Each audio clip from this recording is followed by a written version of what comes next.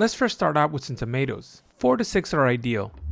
You can slice these any way you want, but I highly suggest you reserve a little bit of extra time and effort to cut all your ingredients into a fine, small chop. I mean, otherwise, what's the point? You might as well just use a blender. Here's a different way to chop your tomato. First, remove your core, then do thin slices. Stack them up and create little planks, and then chop it up.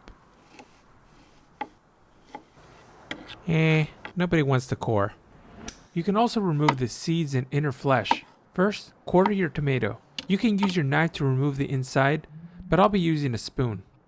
If you do remove the inside, don't throw any of it away. Make a sauce, throw it on some eggs. Once you remove the inside, cut into thin slices and then chop. The added benefit is you get smaller pieces. I'm not gonna lie, there's something satisfying about chopping a tomato this fine. A finer chop will make it easier to eat. Nothing beats dipping in a tortilla chip into some fresh pico and ending up with a chip full of generous amount of all your ingredients.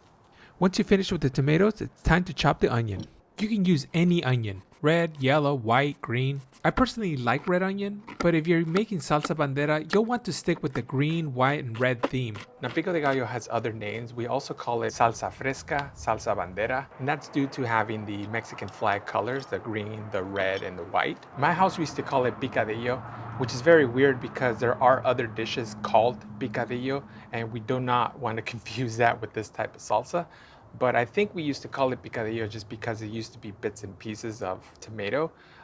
That's my best guess. I've never really asked my family. But whatever onion you use, make sure to give it a fine chop. Okay, I couldn't help it. I'm gonna cut up some red onion. Let's chop some peppers. I'll be using serranos, but you can also use jalapeños for a milder spice. If you want it even less spicy, you can remove the inner membrane, the veins, and the seeds.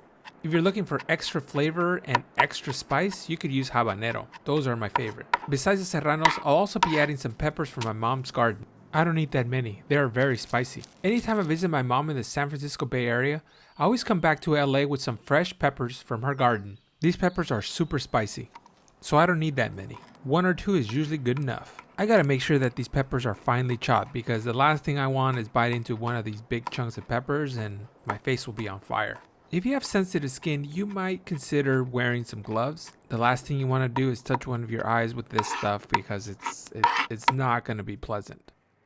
Now it's time for the cilantro. In my opinion, the cilantro is not optional. It's mandatory here. But I understand there's some people that don't like cilantro. Now if you buy cilantro, it will usually go bad. But here's a good little tip. Put your leftover cilantro in a cup full of water. Put a little baggie over it.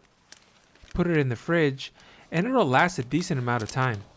Alright, so here's my mom's secret ingredient, and that's pickled jalapeños.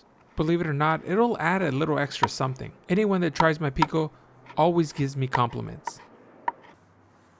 Let's throw in all our ingredients together. This is the more common salsa bandera. We're keeping the green, the white, and the red. I'm adding in the jalapeños and half a lime. Yep, I'm adding some pepper, completely optional. And we're adding some salt. Add in some of that pickled jalapeno juice and give it a quick stir. And that's it, fresh pico. On the second bowl, I got the red onion. This is not salsa bandera, as you could see with the red, or purple, or whatever color that is. Alright, tomato, cilantro, and add in our jalapenos. Half a lime. Same thing as before, let's add in our salt. Himalayan pink salt is what I'm using here. And some pepper. Again, let's add in some of the jalapeno juice. Give it a quick stir. And we're finished. Now, whatever you call it, this salsa is very delicious and very versatile. So you pretty much use it on everything. If you need ideas on how to use this, check out this video.